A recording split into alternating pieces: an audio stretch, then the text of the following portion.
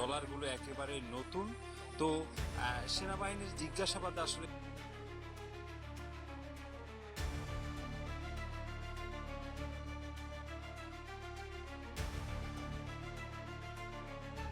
সেই ব্যাগটি তল্লাশি করা হচ্ছে।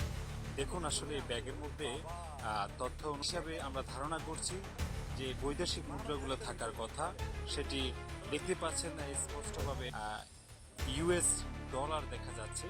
প্রায় 7-8টি বান্ডেল রয়েছে এখানে, দেখা যাচ্ছে 10টি ইউএস ডলারের বান্ডেল রয়েছে, যেই ডলারগুলো একেবারে নতুন।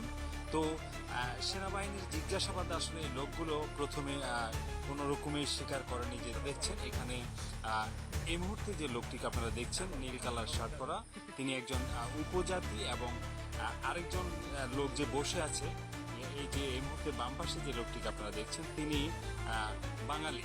তো দুজনের সমন্বয়ে আসলে এই কাজটি তারা করতে চাচ্ছে, এবং অনেক বড় একটি চক্র তাদের মোতাবেক সেই ডলারগুলো তাদের কাছ থেকে পাওয়া যায়। এবং এতে কিছু মোবাইল, সিগারেট সহ বাংলা টাকা রয়েছে, যেটি আপনারা দেখতে পাচ্ছেন। আসলে কিছু দুষ্কৃতিকারীরা তারা এমন কিছু ভিন্ন দেখতে পাচ্ছেন এখানে $100 প্রায় 10টি বান্ডিল।